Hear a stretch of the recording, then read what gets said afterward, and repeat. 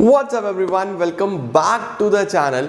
आज मैं आप लोगों को डेप्रिसिएशन का अकाउंटिंग ट्रीटमेंट कराने वाला हूँ कि किस तरीके से डेप्रिसिएशन में कौन कौन से अकाउंट्स बनते हैं और कैसे हमें उसका काम करना है। तो this is day 5 of our 60 day strategy और डेप्रिसिएशन का आज वाला काम समझ लो, डेप्रिसिएशन की अकाउंटिंग आ जाएगी। इसके बाद कल नेक्स्ट डे मैं आपको थोड़े टिपिकल टाइप ऑफ क्वेश्चंस कराऊंगा और बहुत सारी नई चीजें सीखेंगे। थोड़ा बड़ा चैप्टर है but don't worry at all, सब कुछ मैं कवर कर दूंगा। तो चलो आज का वीडियो शुरू करते हैं और डेप्रिसिएशन का अकाउंटिंग ट्रीटमेंट सीखते हैं। Let's begin.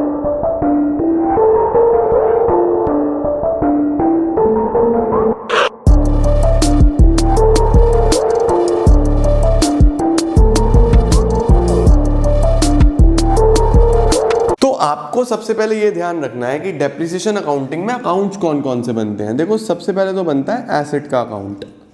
सबसे पहला अकाउंट कौन सा बनता है? Asset account. अब एसेट वो मशीनरी हो सकता है, प्लांट हो सकता है, बिल्डिंग हो सकता है, कुछ भी हो सकता है, एसेट अकाउंट। दूसरा बनता है हमारे पास डेप्रिसिएशन का अकाउंट। तीसरा हम लोग सीखेंगे प्रोविजन फॉर डेप का अकाउंट। और चौथा हम लोग सीखते हैं एसेट डिस्पोजल अकाउंट। तो आप लोगों को मेनली ये 4 अकाउंट यहाँ से बनाने सीखने हैं।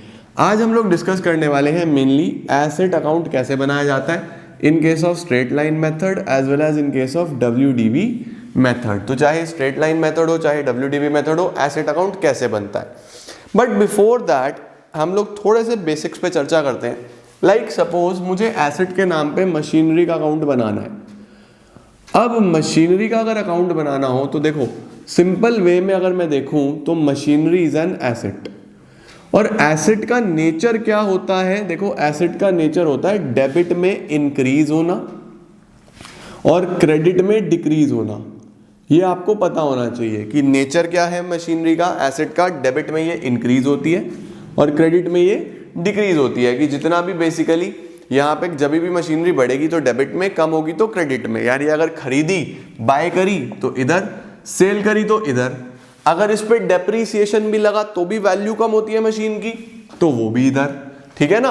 कभी भी मशीन की वैल्यू बढ़ रही है, देखो बढ़ेगी तो सिर्फ खरीदने से ही, तो वो इधर लिखना है। उसके अलावा डेप लग रहा है, सेल हो रही है, वो सब इधर लिखना है। आप लोगों को क्लियर हो जाती है ये बात। अब एक तो तरीका ये है और दूसरा तरीका क्या है? दूसरा है आपके फंडामेंटल्स। कि अगर आपने सपोज मशीन खरीदी तो आप क्या एंट्री करते हो? आप एंट्री करते हो machinery account debit, machinery account debit to cash या फिर बैंक, आप कुछ भी लिख सकते हो। मशीनरी डेबिट टू कैश या फिर बैंक अकाउंट। अब अगर आपको इसकी लेजर पोस्टिंग करनी हो तो क्या आप ये मशीनरी के डेबिट में यहाँ पे टू बैंक लिखोगे या नहीं लिखोगे? अगर आपको इसकी लेजर पोस्टिंग करनी हो तो कैसे लेजर पोस्टिंग होती है मैंने पढ़ाया है। जिसे नहीं आता वो लेजर की वीडियो देखो। मशीनरी डेबिट हो रहा है तो मशीनरी के डेबिट में लिखूंगा किस नाम से? सामने वाले के नाम से, टू बैंक। अब सपोज मशीनरी पे डेप लग गया तो डेप्रिसिएशन की एंट्री क्या होती है? Depreciation account debit to machinery.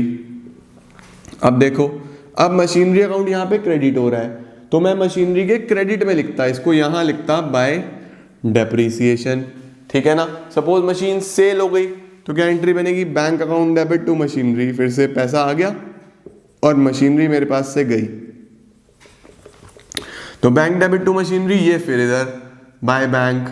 तो देखो सेल हुआ, मशीनरी गई क्रेडिट में, डेप लगा वैल्यू कम हुई क्रेडिट में, खरीदी डेबिट में, वैल्यू बढ़ गई। तो सीधी सीधी सी बात है, अगर एसेट की वैल्यू बढ़ती है, मशीनरी की वैल्यू बढ़ती है तो डेबिट में लिखना है, कम होती है तो क्रेडिट में लिखना है। क्लियर है? ये चीज अपने माइंड में हमेशा रखना, बस। और कुछ है ही नहीं इस चैप्टर में, बहुत सिंपल सा है। आओ जी एक क्वेश्चन कराता हूं आप लोगों को। पहले वही क्वेश्चन SLM से करेंगे, फिर वही क्वेश्चन WDV से करेंगे, फिर दोनों में डिफरेंस देखेंगे। देखो हम लोग लिखते हैं, सपोज एक क्वेश्चन लिखता हूं कि एक company purchased a machine for ₹50,000 on 1st April 2016। 1st April 16 में एक मशीन खरीदी गई है 50,000 रुपीज की। Books are closed on 31st March every year. हर साल 31 मार्च को बुक्स क्लोज होती हैं। Depreciation is provided at the rate of 10% per annum on machinery। Dep लगता है 10% पर एनम के हिसाब से इस मशीनरी पे, ठीक है। प्रिपेयर मशीनरी अकाउंट, आप मशीनरी अकाउंट बना के दिखाओ। डेप कौन से मेथड से लगता है? केस नंबर ए बना देंगे स्ट्रेट लाइन मेथड से, केस नंबर बी बना देंगे रिटर्न डाउन वैल्यू मेथड से। दोनों से ही हमें बना के दिखाना है। तो अब एक मेरी बात ध्यान से सुनो, हमें मशीनरी अकाउंट बनाना है फॉर 3 ईयर्स। सपोज कितने सालों का काम दिखाना है? 3 ईयर्स। तो देखो 1 2 3, हमने मशीन खरीदी है यहाँ पे 1 अप्रैल 2016 में, यहाँ मैंने मशीन खरीदी है। अब मुझे 3 साल का काम दिखाना है। डेप्रिसिएशन हमेशा कब लगेगा? जब साल का एंड होगा, ठीक है। अब मैंने यहाँ से ये पूरे साल यहाँ तक मशीन यूज़ करी, ये ईयर एंड आ गया, तो सबसे पहले यहाँ पे डेप्रिसिएशन लगेगा। फिर मैंने यूज़ करी पूरे साल, तो यहाँ पे डेप लगेगा। फिर मैंने यूज़ करी पूरे साल, तो यहाँ पे डेप लगेगा। तो इन 3 सालों का हमें काम दिखाना है। अब जब खरीदी होगी तो वैल्यू इंक्रीज हुई होगी, डेप लगेगा तो वैल्यू कम होगी, फिर लगेगा, फिर कम होगी, फिर लगेगा, फिर कम होगी। डेप्रिसिएशन कैलकुलेट करने के 2 तरीके हैं, या तो कॉस्ट बताओ, स्क्रैप वैल्यू बताओ, वर्किंग लाइफ बताओ। SLM में पहले इसी से कर रहे हैं, तो या तो cost minus scrap value upon working life, जो कि इस क्वेश्चन में नहीं है। इस क्वेश्चन में आपको डायरेक्टली 10% पर एनम दिया हुआ है। तो चलो फिर मशीनरी अकाउंट बनाना शुरू करते हैं। कैसे बनेगा मशीनरी अकाउंट? ध्यान से समझो मेरी बात को। इस तरीके से आपको लिखना है मशीनरी अकाउंट। देखो ये एक टी शेप अकाउंट बना देना, एक डेट का कॉलम, पर्टिकुलर्स और अमाउंट, डेट का कॉलम, पर्टिकुलर्स और अमाउंट, ये हो गया। उसके बाद इधर अमाउंट, फिर डेट और पर्टिकुलर्स, ठीक है। ये हो गया डेट, ये हो गया हमारे पास पर्टिकुलर्स, अमाउंट, ये है डेट, पर्टिकुलर्स, अमाउंट। अब देखो जी, ये मशीनरी अकाउंट है, एसेट अकाउंट है, तो आपको पता ही है डेबिट में इंक्रीज होगा और क्रेडिट में ये डिक्रीज होगा, कम होगा। तो सबसे पहले मैंने मशीनरी खरीदी, अगर मैं नॉर्मल ऐसे देखूँ इंक्रीज डिक्रीज से, तो मशीनरी मेरे पास आई, मशीनरी की वैल्यू बढ़ गई तो कहाँ लिखनी चाहिए? इस साइड। मैं लिखूंगा 2016 April 1 to bank account, to bank account, जो मैंने मशीन खरीदी है। कितने की खरीदी है? 50,000 रुपीज़ की। अगर आप इसको रूल वाइज भी देखो तो एंट्री करते हो आप क्या? मशीनरी खरीदने की एंट्री होती है मशीनरी डेबिट टू बैंक या कैश, आप कुछ भी लिख सकते हो। तो मशीनरी के डेबिट में जाएगा ना टू बैंक के नाम से, वही हमने काम करा है। अब क्या हो रहा है? पूरे साल हमने इसको यूज करा, ईयर एंड आ गया। ईयर एंड कब होगा? देखो 1 अप्रैल 16 को शुरू हुआ तो 2017 मार्च 31 पे खत्म होगा पूरा साल। 1 अप्रैल को शुरू हुआ तो 31 मार्च अगले साल खत्म होगा। तो मैं क्या करने वाला हूं? मैं यहाँ पे लिखने वाला हूं 2017 मार्च 31। अब मैं इस पे डेप्रिसिएशन लगाऊंगा। भाई कोई भी मशीन आप पूरे साल यूज करो, वैल्यू कम होती है ना। डेप्रिसिएशन लगना कितना है? 10%। तो 50,000 पे 10% कितना बैठेगा? 5,000, ठीक है। 50,000 पे 10% 5,000। तो मैं यहाँ पे लिखूंगा बाय डेप्रीसिएशन अकाउंट 5,000। हमने लिख दिया यहाँ पे डेप्रीसिएशन 5,000। अब देखो 50 की मशीन थी, 5 का डेप लग गया, तो ईयर एंड में वैल्यू कितनी बची? Bye balance carried down 50 minus 5 is 45,000। 50 minus 5 is 45,000 और ईयर को कर दो क्लोज। ये हमने कर दिया ईयर एंड। बैलेंस कैसे निकाला? 50 में से 5 माइनस करा, 45 आ गया। यानी कि 1 साल बाद मेरी मशीन की वैल्यू 50 नहीं रही, कितनी रह गई? 45। अब क्या करना है? देखो मार्च के बाद अप्रैल में इसको आगे ले आओ, यहां पे लाता हूं 2017 अप्रैल 1, इसको इधर ब्रॉड डाउन करते हैं, टू बैलेंस ब्रॉड डाउन। क्या करना है आपने? इसको इधर ब्रॉड डाउन करना है एज इट इज। अब वैल्यू शुरू में कितनी है? 45,000। देखो यहाँ पे 50 थी, ये पूरे साल यूज करा, यहाँ वैल्यू बची 45। अब फिर पूरे साल यूज करा तो फिर डेप कितना? देखो स्ट्रेट लाइन मेथड है तो डेप सेम लगेगा हर साल सेम। स्ट्रेट लाइन में क्या होता है? डेप्रिसिएशन सेम लगता है। तो क्या लिखूंगा? 2018। अब देखो 1 साल बाद 2018 आ जाएगा, फिर 1 साल बाद 2019 आ जाएगा, मार्च 31। अभी मैं यहाँ पे हूँ फिलहाल, यहाँ पे, तो फिर से डेप लगाऊं इस साल का, तो मार्च 31 पे मैं लिखूंगा बाय डेप्रीसिएशन अकाउंट, फिर से 5,000। ध्यान रखो यहाँ पे भी 5,000 था, यहाँ पे भी 5,000 है। Reason? Straight line method, depreciation would be same. Okay, अब मार्च 31 पे क्या बैलेंस आएगा, 45 माइनस 5, तो bye balance carried down 45 minus 5 कितना बचेगा, 40,000।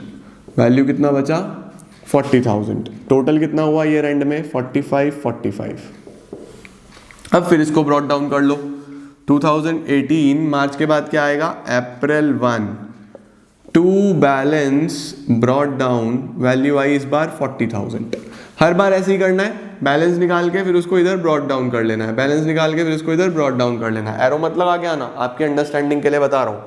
अब यहां से यहां पे वैल्यू बची 40, फिर हमने इसको यहां से यहां तक यूज करा, तो पूरे साल का फिर डेप्रिसिएशन कितना, फिर सेम वही डेप्रिसिएशन, लेकिन इस बार 2019 मार्च 31 बाय डेप्रीसिएशन अकाउंट, वैल्यू फिर से वही 5000। रीजन कि ये स्ट्रेट लाइन मेथड है, यही WDV होता तो अलग होता, ठीक है। अब बैलेंस निकाल लो, मार्च 31 में ही by balance carried down 40 minus 5 35,000 और ईयर को कर दो क्लोज। ये हो गया ईयर क्लोज 40,000 और हमने 3 साल की बुक्स ऑफ अकाउंट्स बना दी। ये हमारा फर्स्ट ईयर, ये सेकेंड ईयर और ये थर्ड ईयर। तो ये हमारे पास नॉर्मल क्वेश्चन होता है जब मशीनरी की सेल नहीं हो रही है, बस सिंपली मशीन पे डेप्रिसिएशन लग रहा है। तो सिंपल सी बात है, देखो खरीदी वैल्यू बढ़ी तो इधर, कम हुई तो इधर, इधर कम करते जाओ बस, फिर बैलेंस निकालो ब्रॉट डाउन, कम करो, बैलेंस निकालो ब्रॉट डाउन, फिर कम कर दो। समझ में आती है बात। अब क्या डिफरेंस आएगा इस क्वेश्चन में अगर ये SLM ना होके WDV मेथड होता, अगर ये रिटर्न डाउन वैल्यू मेथड होता, तो क्या डिफरेंस आएगा, छोटा सा डिफरेंस आ जाएगा। पहले इसका स्क्रीनशॉट ले लो, जल्दी से इसका स्क्रीनशॉट ले लो, हो गया। अब देखो क्या डिफरेंस आएगा अगर ये मेथड SLM ना होके WDV होता। SLM ना होके अगर ये WDV होता तो पहले साल तो कोई इंपैक्ट ना आता। पहले साल यही था कि हमने ये जो मशीन है ये यहाँ पे 50,000 रुपीज़ की ली थी, एक साल यूज़ करी, पहले साल 5,000 का डेप लगा, वैल्यू आई 45,000। बिल्कुल सेम ऐसे ही होता है बस, और कुछ नहीं। 50 माइनस 5 45, इसको नीचे ले आया 45। अब डिफरेंस आ जाएगा, देखो 5,000 का डेप लगाया यहाँ पे, तो 50,000 माइनस 5,000, वैल्यू बची 45,000। 50 माइनस 5 45। अब पूरे साल जब यूज करूंगा तो SLM में जो डेप लग रहा है वो 5 लग रहा है। SLM में डेप कितना लग रहा है, 5, लेकिन रिटर्न डाउन वैल्यू मेथड में ये 5,000 का डेप नहीं लगेगा। रिटर्न डाउन वैल्यू मेथड में डेप्रिसिएशन 50 पे लगता ही नहीं, रिटर्न डाउन वैल्यू में लगता है रिटर्न डाउन वैल्यू पे, ये इस 45 पे। तो 45,000 पे 10% हम कैलकुलेट करेंगे 4,500। डेप चेंज हो गया। बच्चों ने क्वेश्चन पूछा था मेरे से पिछले वीडियो के कमेंट सेक्शन में कि क्या SLM WDV से डेप सेम आएगा, नो, परसेंटेज एक होने के बावजूद भी डेप अलग अलग आता है, ठीक है। तो इस बार जो डेप्रिसिएशन लगेगा वो यहाँ पे 5,000 ना लग के लगेगा 4,500। ये 5,000 नहीं, अब हम इस पे कैलकुलेट करते हैं रिटर्न डाउन वैल्यू पे। देखो 50 पे 5 तो रिटर्न डाउन वैल्यू ये हुआ ना, इस 45 पे 10% 4,500, तो वैल्यू कितना बचेगा, वैल्यू बचेगा इस बार हमारे पास 40,500। 40,500। तो यहाँ ब्रॉट डाउन भी कितना होगा फिर से 40,500। समझ में आई बात। तो ये 40,500 इसकी वैल्यू बची। अब हमने फिर से इसको पूरे साल यूज करा यहां से यहां तक, तो अब डेप किस पे लगेगा, अब डेप लगेगा इस 40,500 पे। यही तो डिफरेंस है। SLM में स्ट्रेट लाइन मेथड में डेप्रिसिएशन हर साल सेम है, इसमें हर साल अलग है। तो फिर से डेप 5,000 नहीं लगेगा, 5,000 ना लग के इस 40,500 का 10% रिटर्न डाउन वैल्यू का इसका, ठीक है। स्ट्रेट लाइन में क्या हो रहा था, बस इस पे निकालो और हर साल वही लगा दो, लेकिन इसमें ऐसा नहीं है, इसमें अलग अलग। तो 40,500 पे लगेगा 4050। तो 40,500 पे 10% हमारे पास आ गया 4050। तो वैल्यू कितनी बचेगी हमारे पास, जल्दी से चेक कर लो एक बार। 40,500 में से 4050 अगर मैं हटा दूं तो 36,450 की वैल्यू बचेगी। 3,500 नहीं, कितना बैलेंस बचेगा 36,450। 36,450। तो देखो SLM से जिस मशीनरी की वैल्यू 3 साल बाद 35,000 आ रही थी, इसी मशीन की वैल्यू WDV से 36450 आती है। तो this is the basic difference of accounting between SLM यानी कि straight line method and return down value method. अगर स्ट्रेट लाइन मेथड है तो डेप्रिसिएशन बस एक बार कैलकुलेट करके हर साल वही 555 लग रहा था, लेकिन WDV में ऐसा नहीं होता। WDV में क्या करना है, हर साल डेप अलग अलग लगेगा, बैलेंस भी अलग अलग आएगा। 50 माइनस 5 45, इस 45 पे 4500, 45 माइनस 4500 वैल्यू बची ये, इसको ब्रॉट डाउन करो, फिर इस पे डेप लगेगा 4050, वैल्यू बचेगी ये। समझ में आता है? तो दिस वाज अवर बेसिक एक क्वेश्चन, छोटा सा मैंने आपको क्वेश्चन कराया। उम्मीद कर रहा हूँ इससे आपको काफ़ी ज़्यादा क्लैरिटी मिली होगी डेप्रिसिएशन में।